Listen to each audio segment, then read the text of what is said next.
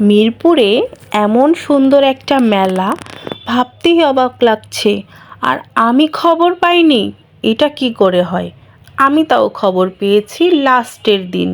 তো যেখানে একই ছাদের নিচে এত কিছু আইটেম পাওয়া যাচ্ছিল, বেসিক্যালি খাবারগুলো তো অসাধারণ ছিল। বিশেষ করে ডাবের পুডিংটা অসাম ছিল। এবং আমি যেহেতু চিংড়ির একটা ফ্রাই নিয়েছিলাম, ওইটা একটু হার্ড লেগেছে আমার কাছে। তারপরও যাই হোক, বাকি খাবারগুলো খুবই সুস্বাদু হয়েছিল। আর মোমো, ওয়াও, জাস্ট ওয়াও! মোমোর কথা আর কি বলবো।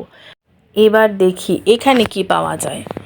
এই সাইডটাতে কোনো কিছুরই বাদ ছিল না, চাবির রিং থেকে শুরু করে, ওরে বাবা, এখানে আবার সাপও আছে দেখি। অনেক কিছুই ছিল, জুয়েলারি এবং কসমেটিক্স। তারপরে এখানে আরও ছিল অনেক অনেক সুন্দর সুন্দর কিছু ইউনিক ডিজাইনের।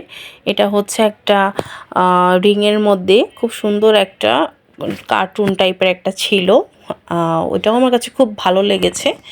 আর এখানে হচ্ছে কিছু চাবির রিং ছিল, এগুলোও খুব সুন্দর ছিল। তারপরে ঘুরে ঘুরে দেখছিলাম আর কি ইউনিক আছে। তো কিছু ব্রেসলেট আমার চোখে পড়লো, ভালোই লেগেছে। তারপর এই সাইডটাতে দেখলাম এখানেও হচ্ছে কিছু বাচ্চাদের আইটেম দেখতে পাচ্ছি, খেলনা। তো একই ছাদের নিচে সব আইটেমই ছিল, 2 পিস, 1 পিস এবং 3 পিস, সব কালেকশনই ছিল। তো যাই হোক, মেলাতে এইরকম সব প্রোডাক্ট থাকবে এটাই স্বাভাবিক। দামটাও রিজনেবলের মধ্যে ছিল। তো মিরপুরে এই মেলাটা 3 দিনের জন্য হয়েছিল।